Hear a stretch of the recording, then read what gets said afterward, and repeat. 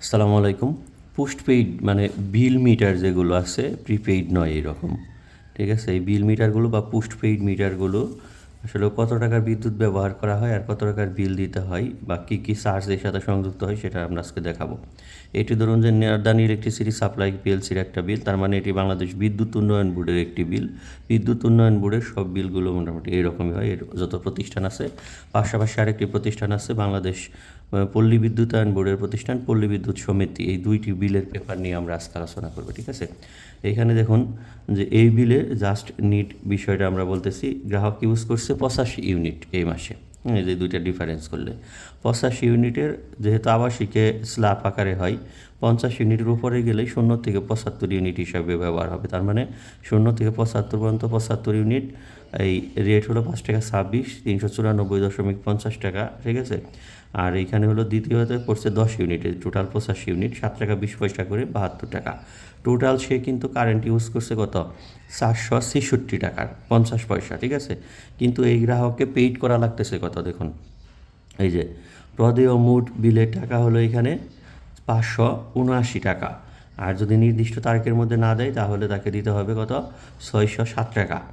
এখন এখানে কি কি চার্জ যুক্ত হয়েছে দেখুন। ডিমান্ড চার্জ পার কিলোওয়াট লোডের জন্য 48 টাকা করে আবাসিকে। ঠিক আছে?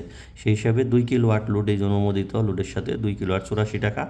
এখানে আর বিলম্ব মাসুল নয়, বিলের পরিমাণ এই ডিমান্ড চার্জ আর টোটাল টাকা যোগ করে যত টাকা হলো এটার সাথে আবার ব্যাট হবে এই টাকার 5%। ঠিক আছে?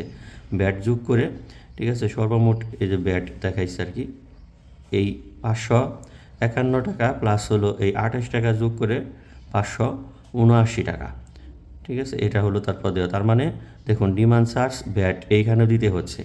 প্রিপেইড মিটারের ক্ষেত্রে যেহেতু মিটার যদি অফিস থেকে সরবরাহ করে, এখানে মিটার ভাড়া 40 টাকা শুধু যোগ হবে।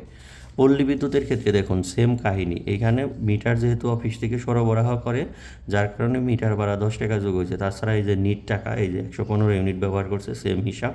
ঠিক আছে? 663 টাকা। তার সাথে এই যে 1 কিলোওয়াট লোড গ্রাহকের অনুমোদিত। ঠিক আছে? এই 42 টাকা। তারপরে আছে মিটার ভাড়া আর এই টোটাল টাকার 37 টাকা ভ্যাট। ঠিক আছে? এই টোটাল তাকে প্রদেয় করতে হবে নির্দিষ্ট ডেটের মধ্যে দিলে 772 টাকা। আর ডেট পার হয়ে গেলে 808 টাকা পেইড করতে হবে। তার মানে আমরা বলতে পারি যে প্রিপেইড মিটার নয় শুধু, এই বিল মিটারেও কিন্তু এই ব্যাট, ডিমান্ড চার্জ এগুলো সবই কাটে। ঠিক আছে?